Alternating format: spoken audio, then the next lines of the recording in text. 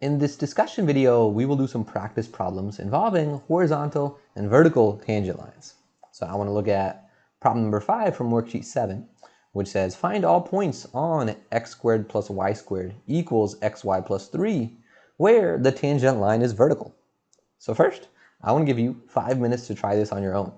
4, 3, 2, 1, pause it and try it for 5 minutes. All right, so hopefully you did that. Hopefully you paused it and tried it for about 5 minutes. So this is mentioning that the tangent line is vertical, and so in terms of slope,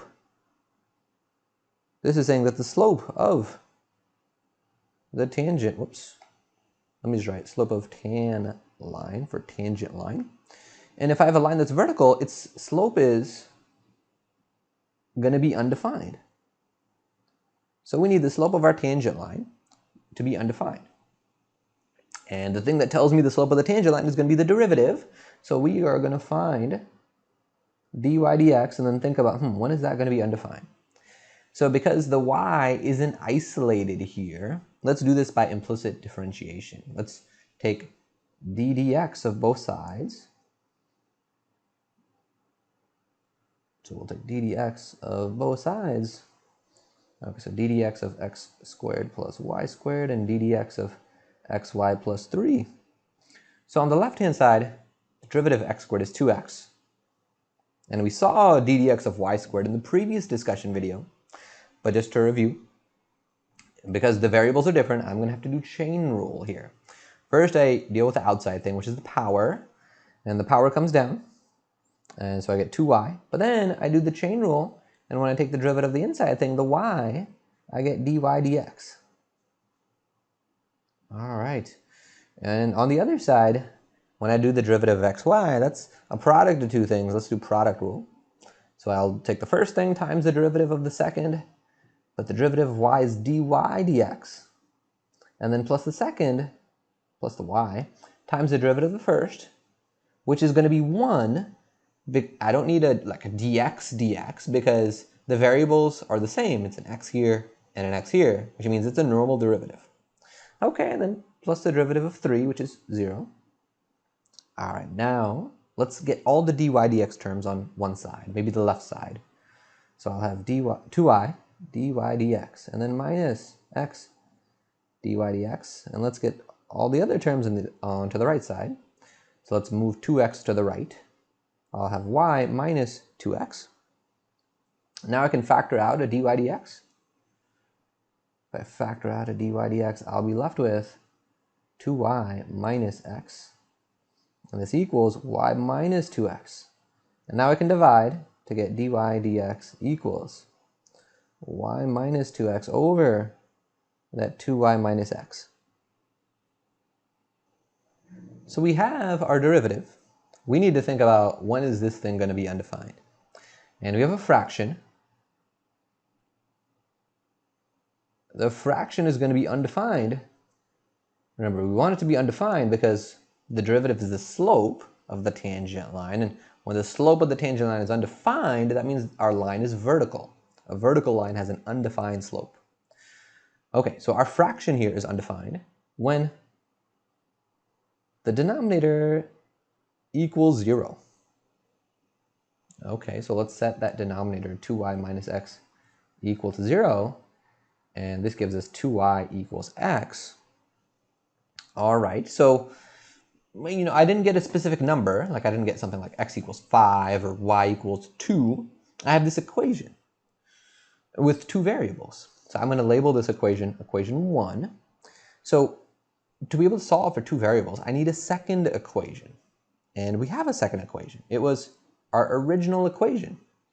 So what I'm going to do, actually first let me write down the original equation, which was x squared plus y squared equals xy plus 3. And I'm going to call this equation 2.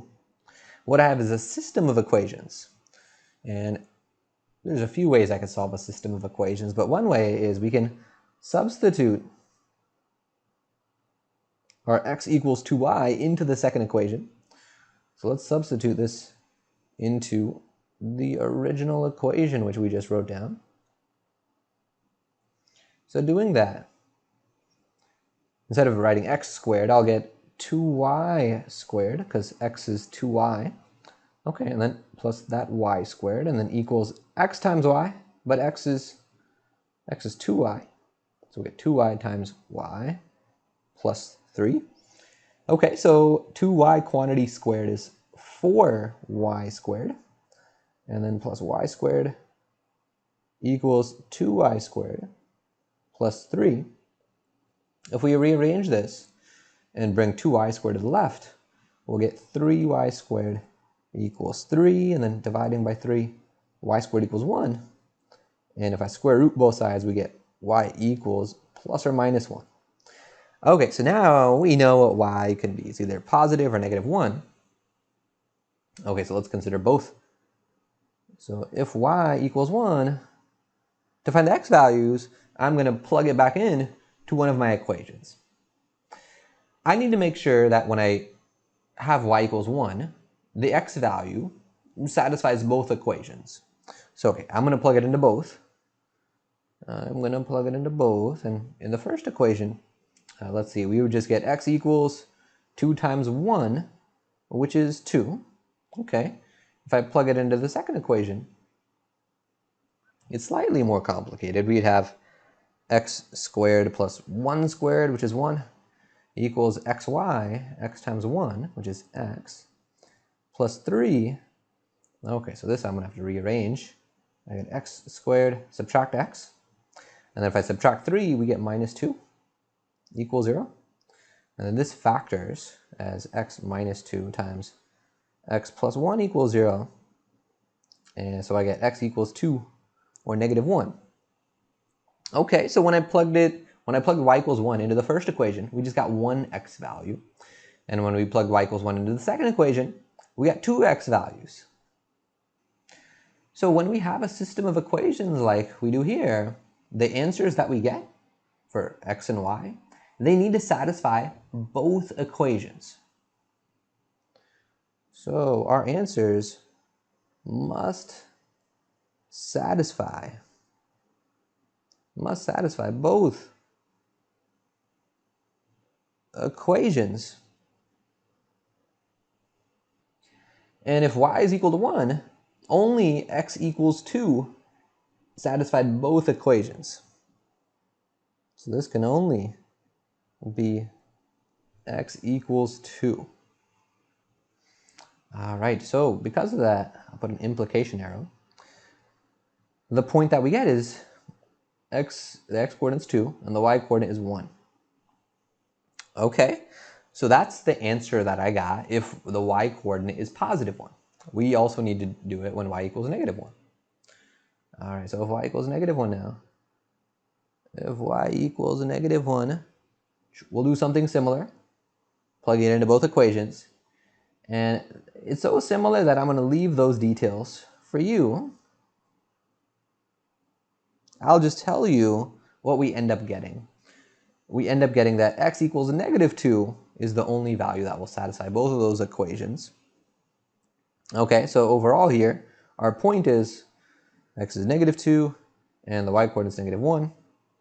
Okay, so overall, we ended up with our answers. We ended up with two possible points. One of them is 2, 1, and the other one is negative 2, negative 1. And those are our answers. All right, let's look at one more practice problem in this video. Okay, so this is problem number 4 from worksheet 7. Show that the equation x squared times y squared equals 2 minus xy has no horizontal tangent lines. So at first, I want to give you 5 minutes to try this on your own. 4, 3, 2, 1, pause it and try it for 5 minutes on your own. This is really important this time because I'm not going to finish the problem. I'm only going to get it started. So I really want you to take advantage of this time to try this problem on your own and assess how well you can apply these ideas. All right, let's go ahead and talk about it together. So this question is talking about a horizontal tangent line. Ultimately, I'm trying to show that there aren't any.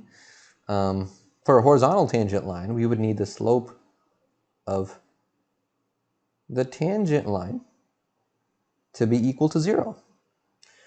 Okay, so I'm going to talk about the idea. my idea is going to be to find dy dx using implicit differentiation.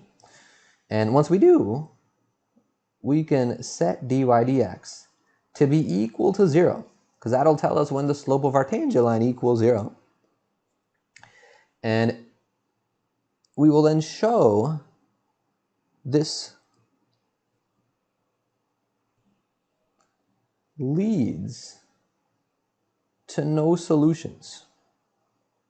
So when we set our derivative equal to 0, show that what we end up getting will lead us to no solutions.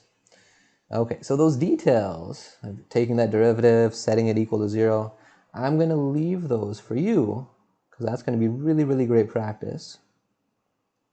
I'll tell you what you end up getting.